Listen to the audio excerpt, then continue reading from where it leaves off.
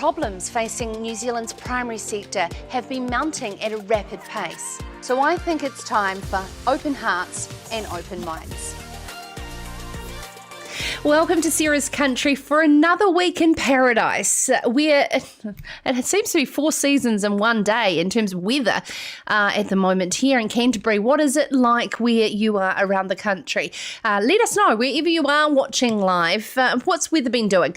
It's something we certainly like to talk about a lot on the show, and it's just lovely to see who's with us tonight as we kick off the week. I'm actually really looking forward to tonight's lineup on guests, as there's a real theme of innovation and optimism. And here on Sarah's Country, you will know if you've been following along for a while that I like to serve up a good plate of both here on this, with, of course, realism and pragmatism around this as well. I'm your host, Sarah Perriam, and it's my pleasure and honour to welcome you to my home here, where I broadcast live Monday through Wednesday from 7 p.m. New Zealand time, and, of course, available on demand on podcasts, where a lot of you consume the individual interviews as well as the full show. And, of course, this is a world where you can gain more knowledge on the matters that matter most to farming, food and fashion here in Aotearoa, New Zealand. Now, for those who have had that day, back to school day and back to packing lunches again, my thoughts have been with you all day. And I have to admit something. We have moved and set up in the wonderful rural town of Taitapu near Lincoln, outskirts of Christchurch, for the pure fact of this wonderful cafe, country cafe. And I had to actually say, stop it, Sarah, make your lunch. And for the first day I went, and because you've got all this beautiful food, and it was getting a bit out of control. So I started thinking today a lot about school lunches, and also too when you're packing your lunch to take it to work, when you're taking, packing the saddlebags to go out mustering or out on the farm for the day. Do you find yourself getting into a very same boring routine of the same thing over and over again because you just can't be bothered thinking? Or do you like a bit of variety? And what were some of those things that you hated your mum or dad making your lunches and you wish they wouldn't put in your lunches? I think this will be quite a fun thing to have in the comments below. Mother Bronnie would put Marmite and lettuce together in a sandwich. I don't know about you, but it was disgusting. Dan, do you have your mic on? Because I think this is going to be a lot of fun. Dan Staten, our producer, filling in for Joel while he's tripsing around the country. You'll make Will lunch, your young son. What's his favourite? Well, he actually has a better lunch than me, to be honest. My wife makes it, and he quite often has hummus and carrot sticks and hummus. A nice pre-cooked meal, either pasta or No, he's very lucky. I have ham sandwiches. Yeah, exactly. Same thing every day. You're pretty reliable with your ham sandwiches, I must say. I'd love to hear from you in the comments wherever you are watching live. And, of course, if you're listening on demand and there's any comments or suggestion of guests, email me, sarah@sarahscountry.com. And that's Sarah with an H, of course. Now, coming up in tonight's show, as I said, I'm really looking forward to the themes of innovation and optimism. What a wonderful way to kick off the week going into the 2020 election. Solar-powered, GPS-enabled collars for cows are here and real. We're dropping the fences with Halter's Business Development Manager, Steve Crowhurst, who's going to talk to us about how the innovative development of Halter's technology has now actually reached the market. It's out of that R&D phase. So after 7:20, I'm really looking forward to hearing about the applications that people have come up with to have virtual fencing now. Dr Paul Mudge, a soil scientist from Manaaki Whenua Landcare Research, will join us after 7:30 to discuss the different ways to increase our knowledge of New Zealand's soil carbon stocks and how they're changing with time. I know this is of interest to many of you, and I've been looking forward to having Paul on the show for a while. To close the show, New Zealand's sheep and beef farms are close to being carbon neutral, and a call for a formal recognition of on-farm sequestration sequestration is coming out of Auckland University of Technology's Bradley Case, who will join us about this recent research which has made the front page of Farmers Weekly this week.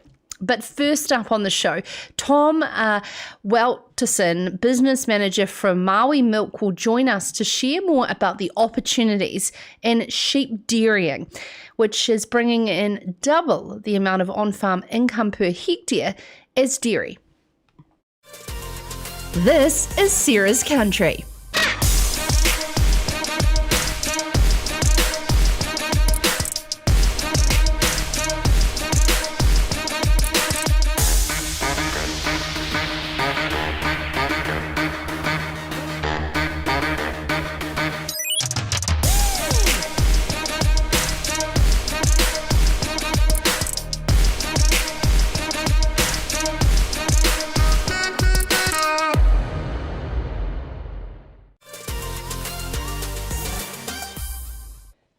Well, spring has sprung in the Waikato with grass growing and the sheep milk is flowing. Maui Milk has 4 new independent suppliers in addition to its own established farms. But the company needs a lot more milk, and there is some incredible incentives behind it. As reported in this week's Farmers Weekly by journalist Gerald Pickett, new sheep milking conversions in Waikato are delivering twice the per hectare income that farmers used to earn from dairy cows. Tom Woutersen is the Maui Milk manager responsible for new supply and joins us now. Hey Tom, this is incredible in terms of the stats. Before we get on to how to get involved, let's talk around some of these figures. 14,000 a hectare as opposed to 7,000 a hectare in milking cows. This is the payout. How has Maui Milk and the sheep milking industry here in New Zealand been able to achieve that premium? Yeah, okay. 14,000 is a pretty exciting number, particularly if you compare it to dairy cows. So what it comes down to is it's based on 17 ewes per hectare, producing 275 litres per ewe. And sheep milk, or the fact that we pay on is total milk solids, which is fat, protein, lactose, and ash. It's about 17.5%. So at $17 a kilo, it works out to be $14,000 per hectare as a gross income. But what about with regards to the expenses as well, and conversion costs and labour and things that are maybe more dairy farmers are not as familiar with? Is sheep farming more complicated? That's a good question, and it's something we're still learning. I guess this industry is really, really young, so we're learning a lot every day. But some of the costs are really comparable to dairy cows. So that's your land-based expenses, so fertilizer and shed running costs and things like that are actually really similar. The thing that's different is possibly labour. Labour is there's probably a larger requirement for labour because you just have a larger number of animals on the same area. So what we're getting to now is we're getting a bit of an understanding about what our suppliers' costs look like, and we're actually developing a model which prospective suppliers could use to get a bit of an idea. But what it actually comes down to is, yes, the costs will likely be slightly higher than dairy cows, but that won't offset the extra income. So overall, we think that operating profit will be considerably higher as well. Okay, and in your role in trying to encourage more people to come in, you were looking for more suppliers and creating that pathway for them. But in particular, you've pointed out that young farmers could see this as a possible route to farm ownership. What's the model structure around that people should get excited about?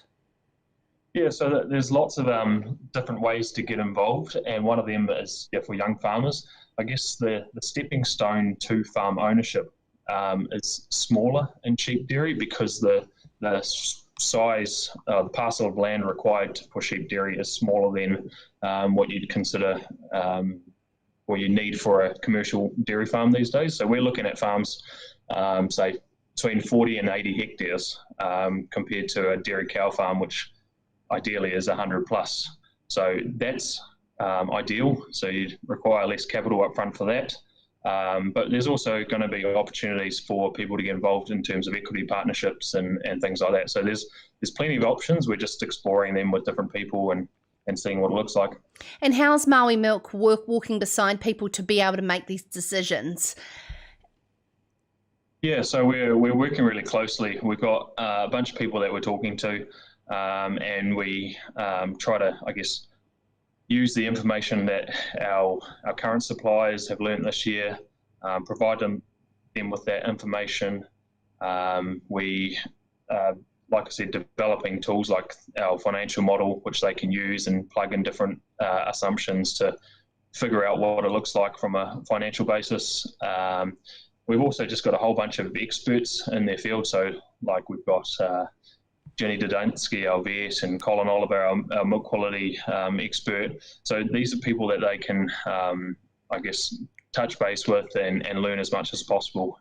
We've also got a lot of support from companies within the industry in terms of shed builders or those sort of guys that are really supportive of this industry and keen to see it grow. Sometimes the barriers can be about getting your hands on good genetics and animals.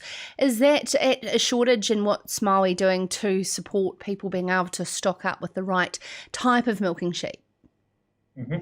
Yeah, so the quality of milking sheep is absolutely critical to this. If we don't have the right sheep, then this whole industry wouldn't be a starter. But what Maui has done, along with our sister company, Southern Cross Dairy Sheep Technology, is we've actually got the import rights to Lacone, which is a French dairy sheep, and that is capable of producing around 400 litres per ewe over in France. And we think that the same can be done over here. So we're importing that progeny tested semen, and we're using that in our genetic program on one of our farms down in Taupo, and we're just breeding the best sheep for New Zealand, which we then use to go out to supply farms. And of course, environmentally, sheep milking is considerably lighter on the environment. What type of difference are you seeing through models such as Overseer? Yeah, that's a good point. It's something that's really early days in terms of the number that. So I can't really put a percentage on it or anything like that. But we are pretty confident that the environmental footprint is lower.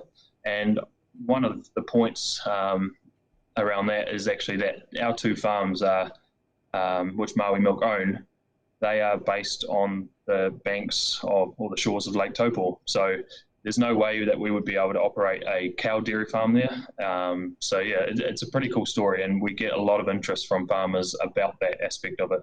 We also see less pugging and just it's generally lighter on the land, which is really good.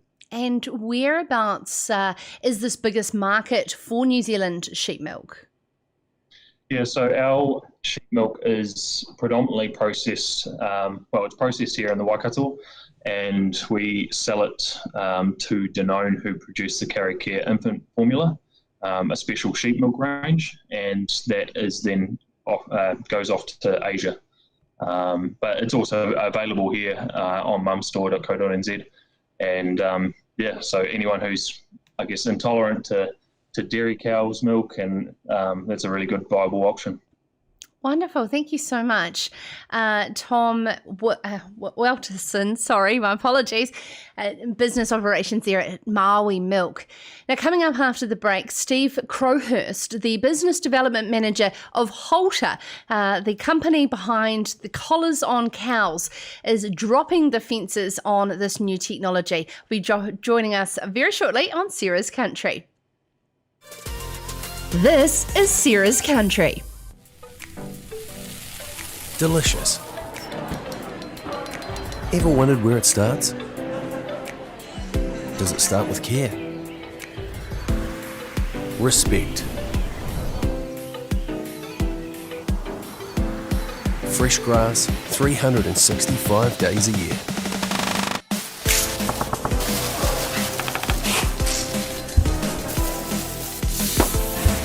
The truth is, delicious doesn't start in a single moment or with a single ingredient.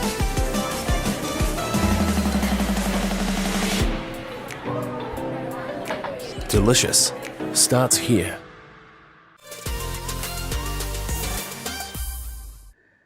I do not want to take credit for this wonderful way of explaining our next guest. Fences are to farming what saltwater is to the sea, but a New Zealand agri-tech firm is tipping out the traditional model of what a farm should look like. They were the words of Richard Rennie from Farmers Weekly this week as he reports on a model of how a traditional model of a farm could look like as technology allows cows to graze behind invisible fences.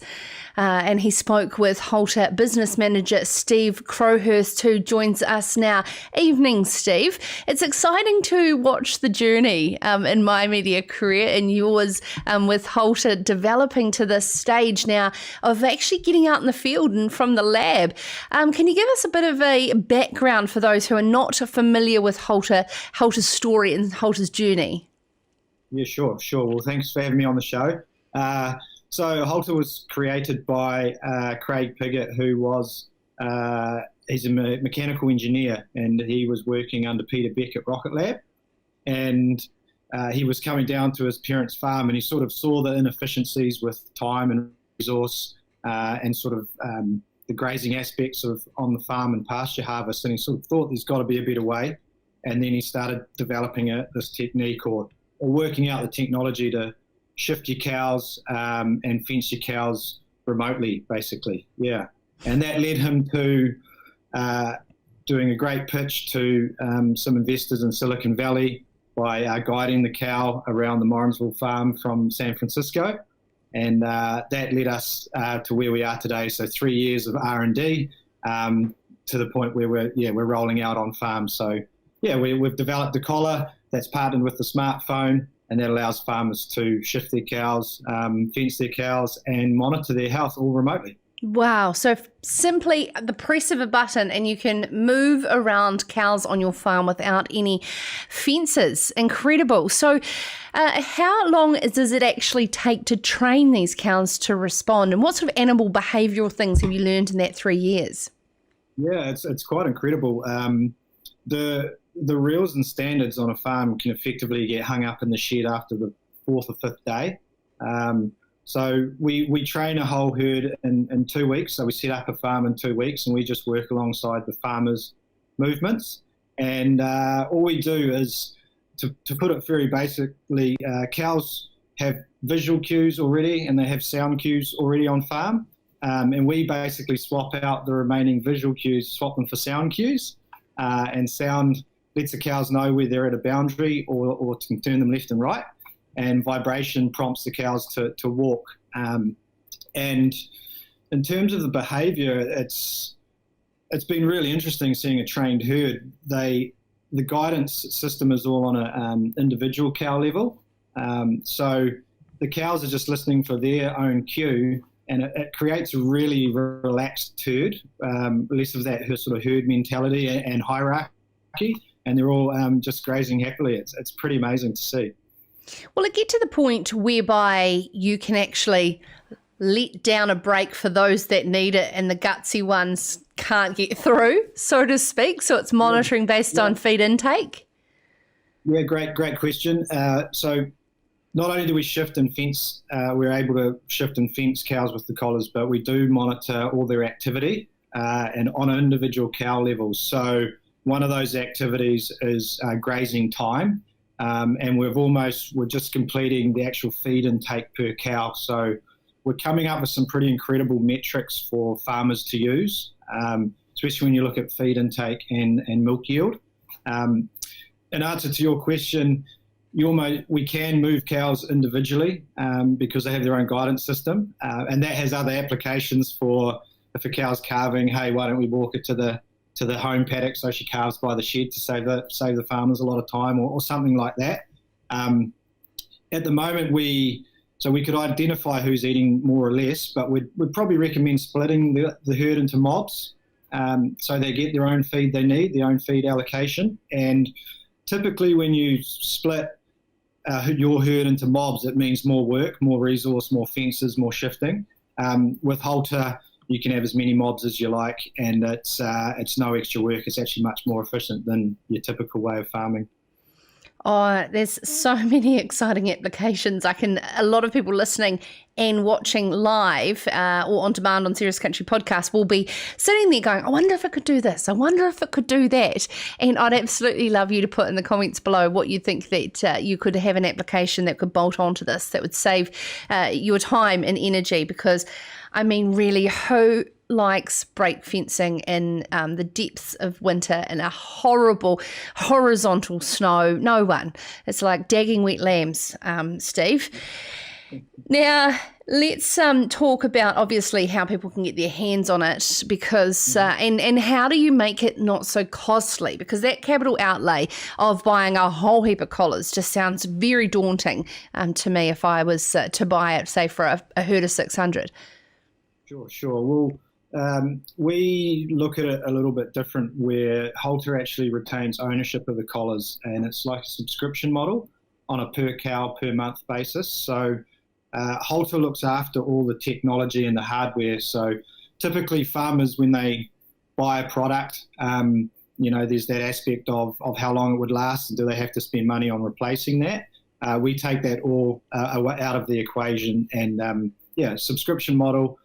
Per cow per month, and the beauty of these collars is that the software's designed to be updated in the field. So you've always got the latest technology with Halter. So we can literally send a new software release overnight, and the farmer might have a whole new feature on their phone and collar.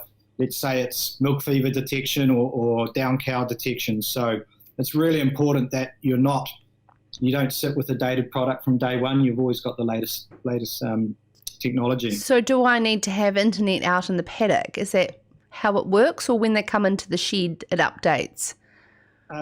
We do everything for you. So we scope your farm, we set up the communication, we set up your farm, high definition drone map it and put it into the app, so you can see where all the creeks are when you want to fence around swollen waterways and stuff like that. And so, no, we sort that all out for you, and it's we have a communication protocol that sends all the signals out from the shed, to and from the shed, yeah. Oh, well, this freshwater regulation changes from 5 metres to 1 metre seems to be a no-brainer, because then you don't have to have that huge capital outlay, regardless of everybody's thoughts around it. There is these solutions. And, the exciting thing too is this is New Zealand created agri-tech, and the global potential growth of Halter is very exciting from here at home. I'd love to ask you, what are your challenges? And we are going into an election this weekend. What would be your wish list for agri-tech to get that helping hand to be able to maintain the value here at home and not just ship it off to those Silicon Valley investors? Or have we just got not enough access to capital in this country? Well, the beauty of it, I mean, we choose our investors for their expertise as well, to make sure that we have the most successful, forward-thinking company in the world, basically, in terms of our product.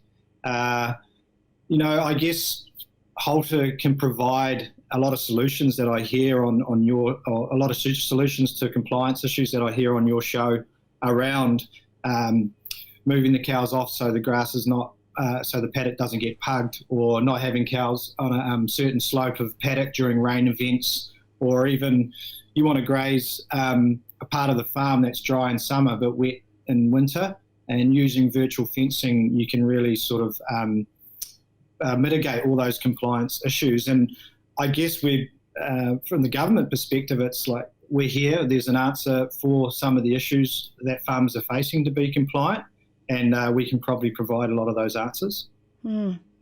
Sheep, deer, alpacas, schnauzers that I want to get to come back to me when she's being naughty.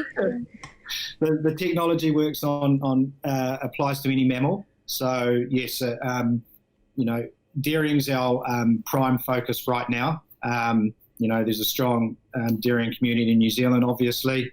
Our pastoral-based farming is very unique. That's why it's great that we're created here in New Zealand. Our algorithms for monitoring the cow health and that heat detection and whatnot, it's so relevant to our New Zealand farms just down the road in Morrinsville. The technology can apply to a lot of places, so it's pretty exciting what's possible in the future. Oh, awesome. It's very exciting every time we catch up, Steve, and the development of Halter as it's going as farmersweekly.co.nz entitled,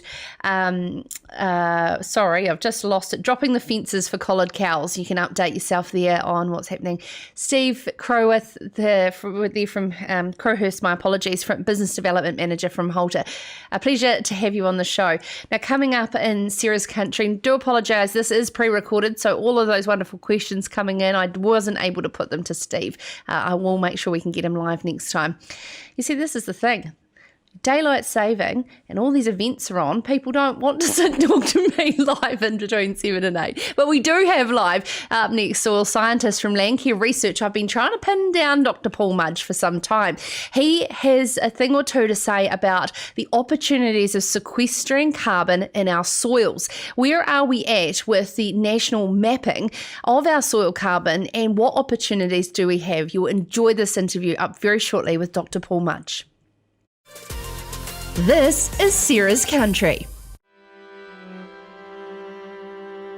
Balance has its own team of innovation specialists. It's our job to lead the way, working with some of the most cutting-edge science and research. We've got partnerships with some of the best suppliers in the world, so our farmers get the very best products for New Zealand farms. And in every region across the country, the conditions are very different, and farmers' and growers' needs are too. That's why we're always looking for solutions that are just right, like here at our Huntly Service Centre. And here in Canterbury, we've got a self-service silo, so I can pick up fat when it suits me. And here in Morrinsville, we've got a world-class mill. That means that we can safely deliver our customers with the freshest, highest quality feed and minerals. It's about putting the customer first because that's what drives our business. We've been focusing on faster turnaround of orders. We've got to get the right products to the right places at the right times. Here in Taranaki, we've got New Zealand's only urea manufacturing plant. It's where we create our premium sustained fertiliser. We're supplying nationwide and working locally. By getting to know you and what you want to achieve, we can help you get there. And with the new My Balance platform, Balance has put my farm at my fingertips. In fact, we offer support in all sorts of ways, sharing the best nutrition practice with farming families across the country. Whether we're talking about animal health, farm productivity, or looking after our natural environment, sustainability underpins everything we do. We use our local expertise and the latest tools to help farmers and growers navigate the changing regulations, so you can leave your farm in great shape for the future. And we can be really accurate, avoiding areas like wetlands and waterways with our award-winning Spread Smart tech. It makes the job far safer, more efficient, and gives you the best results. When you've got access to that kind of know-how, you've got the support you need to make sure you're farming sustainably. It's that kind of thinking that'll keep us going for generations to come. Together creating the best soil and feed on earth.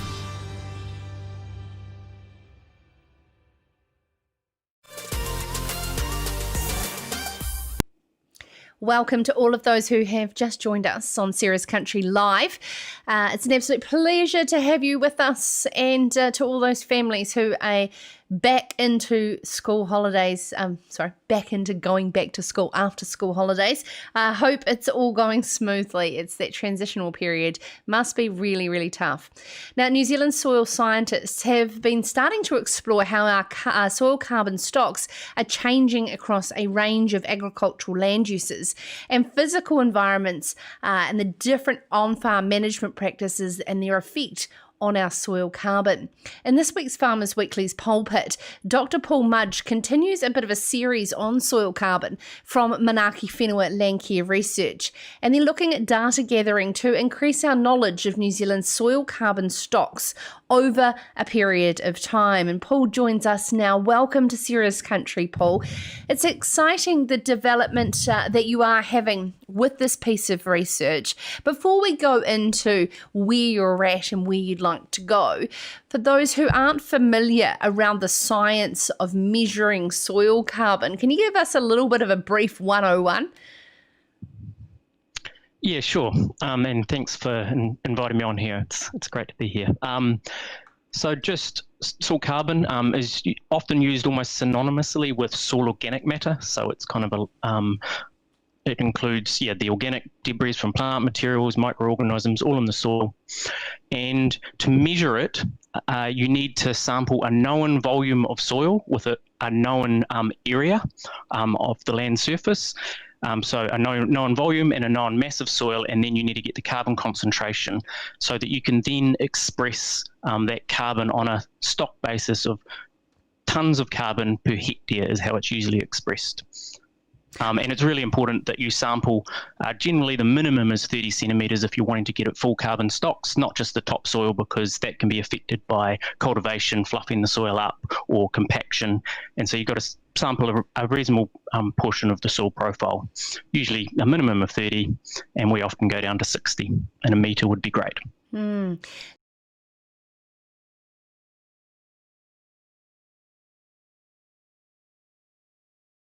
To have a high level of carbon in our soils? Well, carbon's really critical for soil health, overall soil health. It's kind of it's one of the glue that helps hold the soil together. It helps aggregation, which then helps porosity of the soil, helps water infiltrate, and like us, it's we rely on carbon. It's the energy that we get to move around and everything, and carbon is the basis of the soil food web. So it's critical for the earthworms and the microbes, which are really important for nutrient cycling and all of those processes that the soils carry out, making the nutrients available for the plants. So it's it's a really critical component of the whole soil ecosystem. Why are we so behind the rest of the world in mapping our soil carbon? I would say that we are particularly behind. We are behind some countries. For example, France have got a grid across the whole country, and they've sampled it very intensively. Denmark's done a very good job. We do have quite a lot of data, but it has been very piecemeal in that it's come from soil surveys done back from the 1950s through to the 1990s, and that was more to characterise the underlying soil resource, just to go what are the soils and the different characteristics of them. It wasn't explicitly to go how much carbon do we have and how is that changing. And so those sites were chosen by expert judgment by the pedologists that went out and sampled those soils, and so they're not spread evenly across the country, and they don't represent all of the soils, lands and landscapes in New Zealand. And so if you're coming at it from a much more statistical perspective, if you want to say actually how much carbon do we have and how is that changing, then you want to make sure that you've got an unbiased sample from the country. And this is why it's a 12-year study, that length of time, funded by the New Zealand Agricultural Greenhouse Gas Research Centre, so that it gives you that time to be able to measure on a national scale where we're at, because we have such young virgin soils here in New Zealand.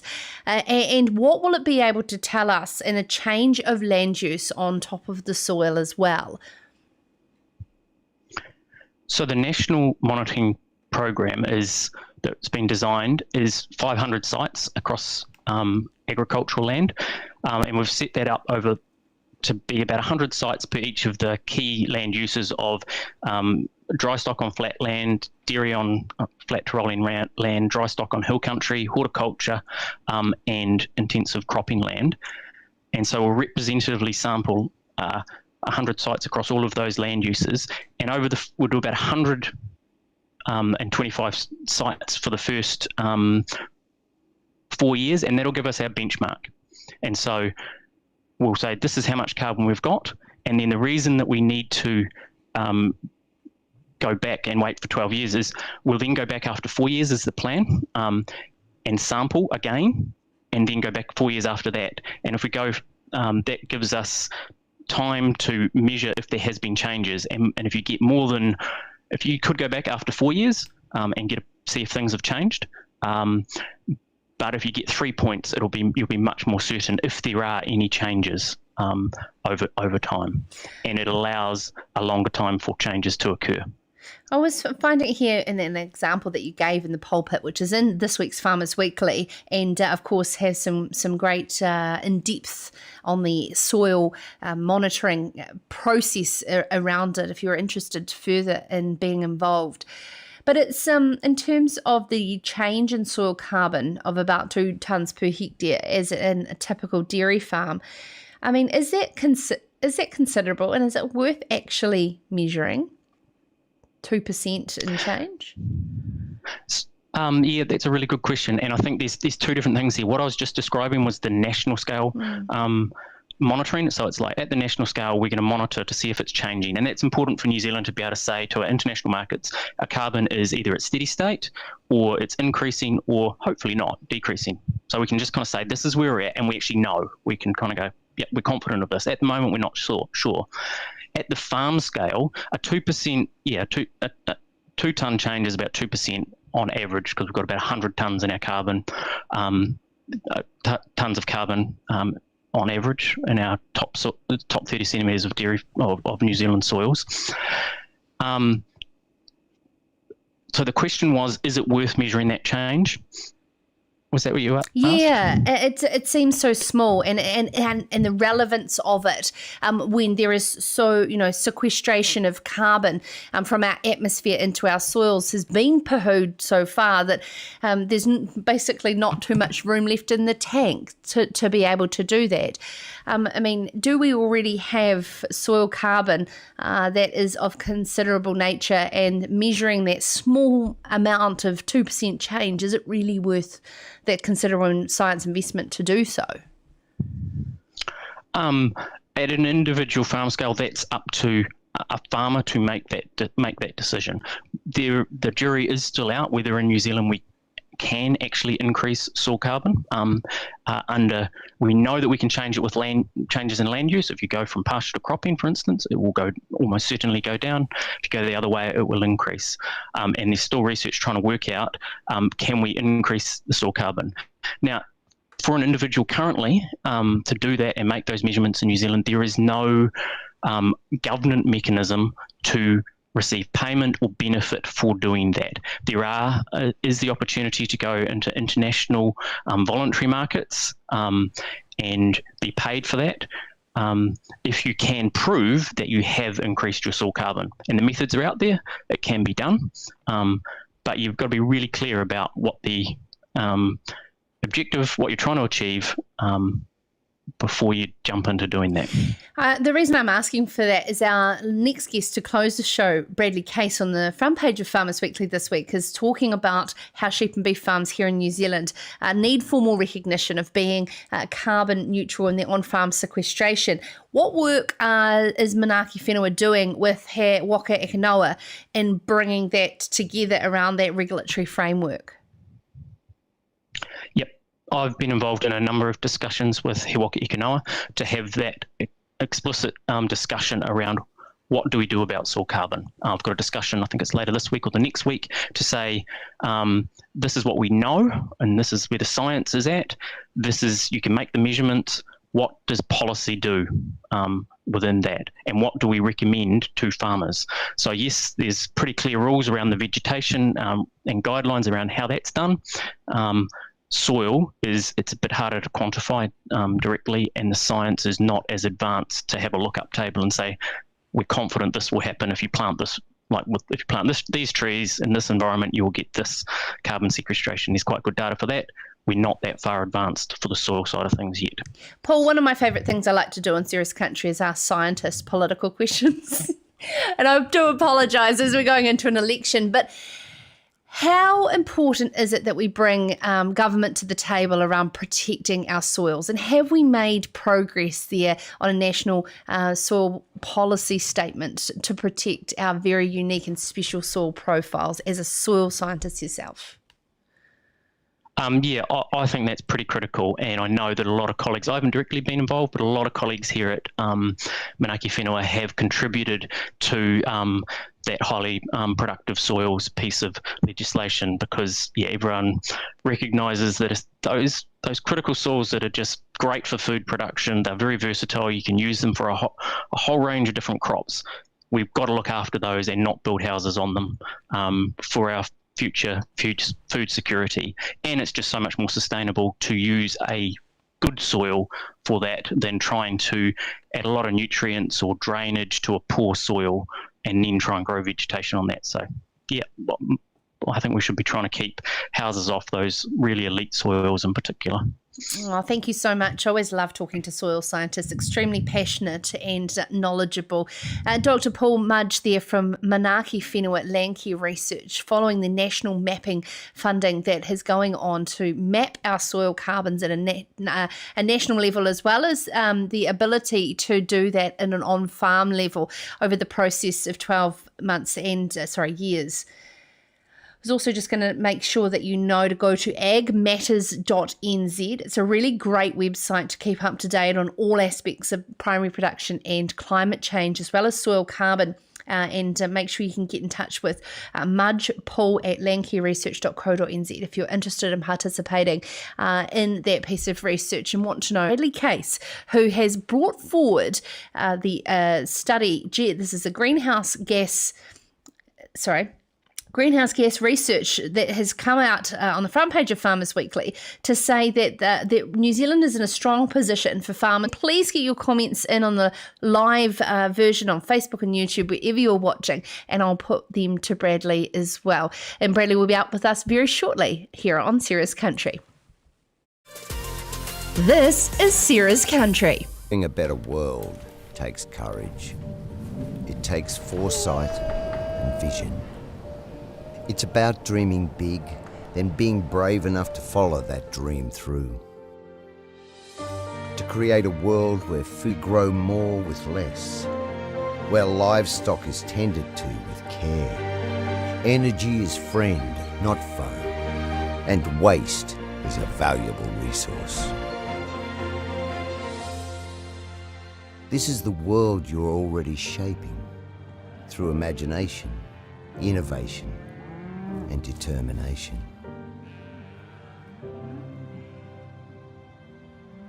So as small steps become huge leaps, you move boldly forward.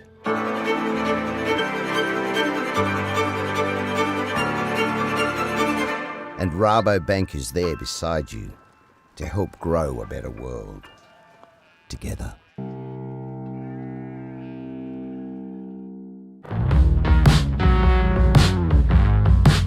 Even when everything changes, some things will always stay the same.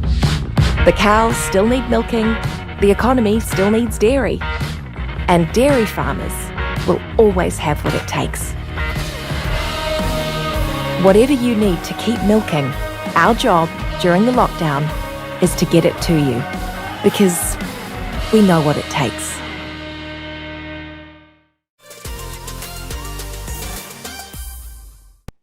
Great to have our regulars live with us in the comments.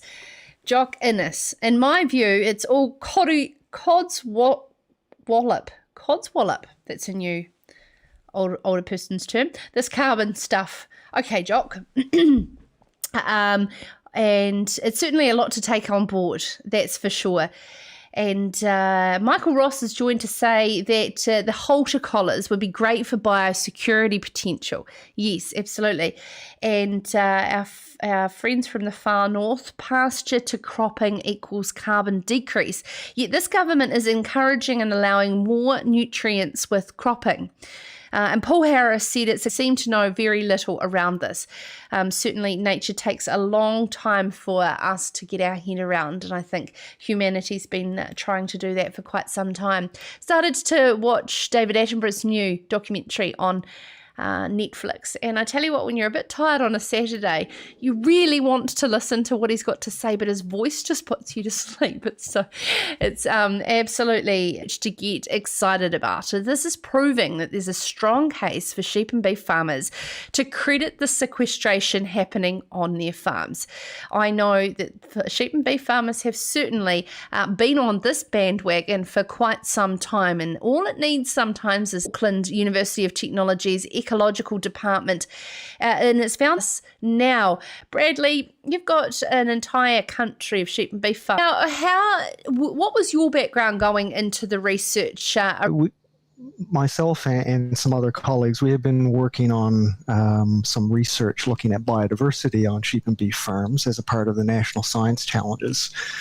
That research finished a year or so ago. But that really got us, I guess, looking into the vegetation that's out there on farms, on sheep and beef farms. As most sheep and beef farmers obviously can tell you, they're quite extensive. And there's a lot of patches of native bush, and there's some plantations and others. For about 17% of our remaining native biodiversity in terms of woody vegetation. I've heard every argument under the sun in the last 3 years. Not the only thing that sequesters carbon. Living things need it to grow, yet the politicians argue. It's on the time frame you use, I guess. So it's true that exotic plantations sequester carbon quite quickly. There's no doubt about that. But we have to be mindful that there's also losses from soil and things like that. So the way we advocate is for native vegetation mainly, just because. Well, first of all, early successional or young pine, some of these tall native forests establishing on your farms, or you can manage them so that they, to encourage the growth of those aspects of our native vegetation, then you get actually quite a lot of sequestration over the long term. And in addition to that, you get the benefits that are native organisms. So, so while it may be... So in terms of wrapping around carbon calculator, have we got science feeding into the ultimate? I think from my understanding, we're still a little ways away from actually being able to do that.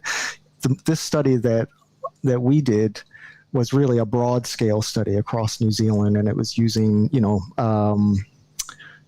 figures for emissions across the sector, those calculations. So I know there are a lot of groups working on that and a lot of interest in that, obviously, in terms of getting credit for it. So in terms of being able to set a target of sheep target, but you're saying that we could affect it? Yeah, I mean, I have to just put the caveat around what we did in that there is quite a range accounting for all emissions on the other end of the scale. And that's because a lot of the data figures that we can get from the literature and stuff around that. And this is a baseline of evidence, I guess. And so I'd rather not put are we going to be carbon neutral or not around it? And I'd rather instead say, well, this is a good result.